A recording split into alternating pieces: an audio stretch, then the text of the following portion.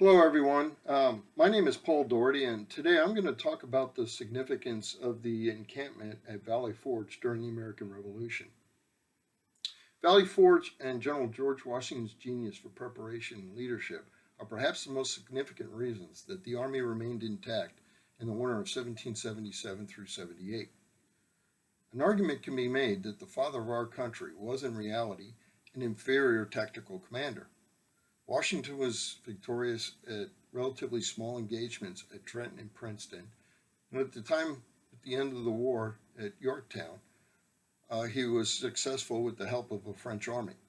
However, he lost almost every other engagement in which he was involved. However, his efforts at Valley Forge saved the army and ultimately saved the Revolution.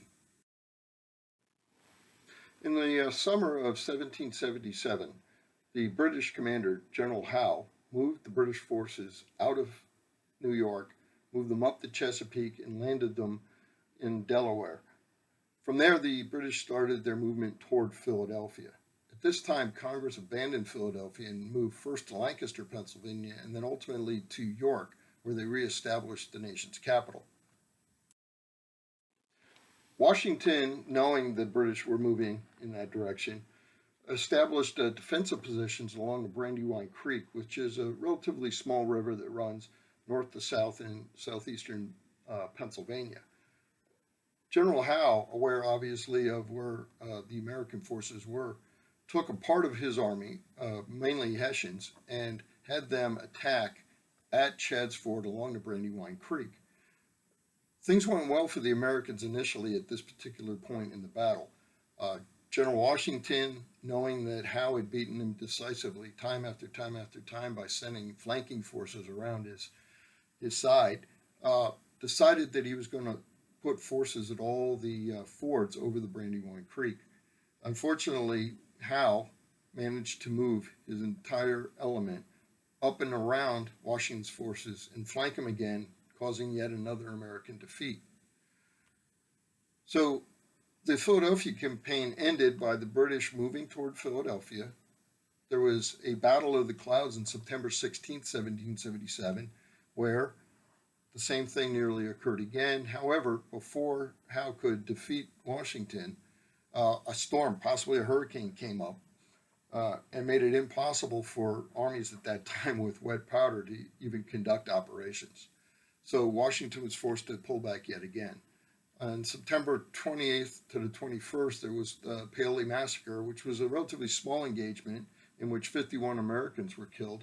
It was led by a Pennsylvania commander by the name of Anthony Wayne.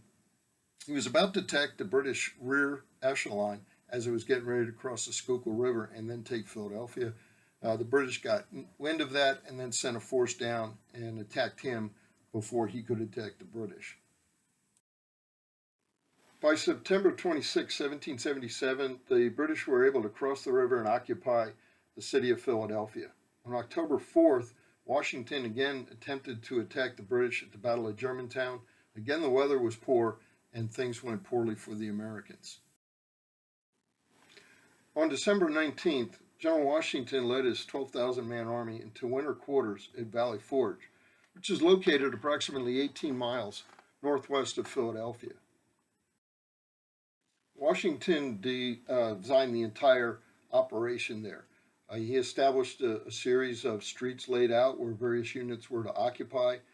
The soldiers were instructed to build about 1,500 huts. There were 14 by 16 made out of logs, and each was designed for 12 men to occupy. Unfortunately, contrary to popular belief, the winter there in Pennsylvania at that time was relatively mild. It was much colder at encampments in following years. And provisions early on in the encampment were relatively available to the soldiers. However, Washington faced many issues, but perhaps the two most important ones were that the individual states varied on how they provided for their own regiments, and that senior officers in the Continental Army began plotting behind his back in an attempt to have Congress relieve Washington of his command. During the encampment, the Continental Army had established a relatively robust defense network around the encampment, and ultimately the British Army never ventured out of Philadelphia. Washington inspired his soldiers to his own resilience and sense of duty. He persuaded Congress to reform the supply system and end the crippling shortages that the Army faced.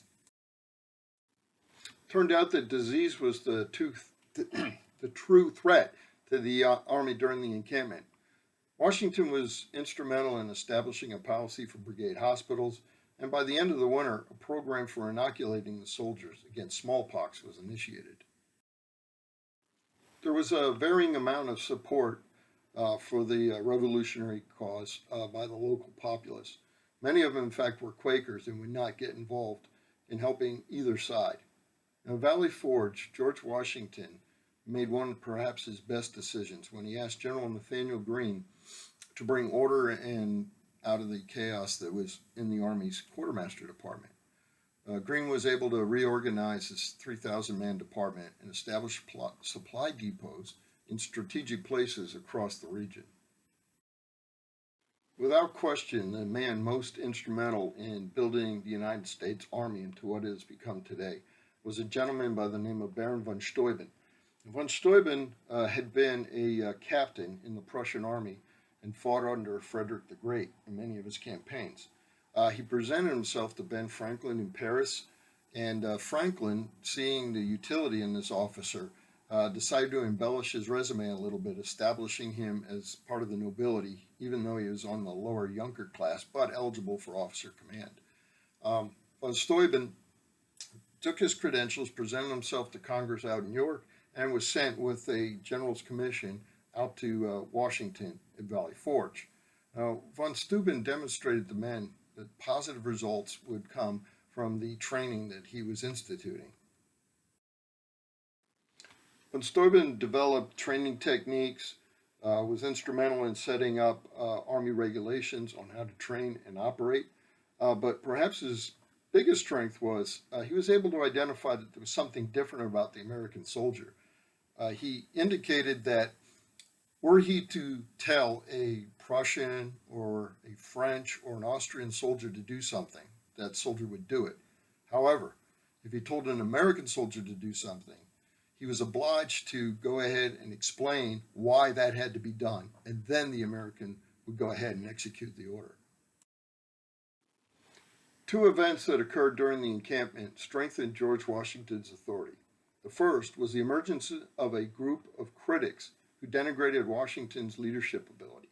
The proponents of this movement, which became known as the Conway Cabal, suggested that General Horatio Gates, the victorious leader at the Battle of Saratoga, was perhaps more fit for the top command position in the Army.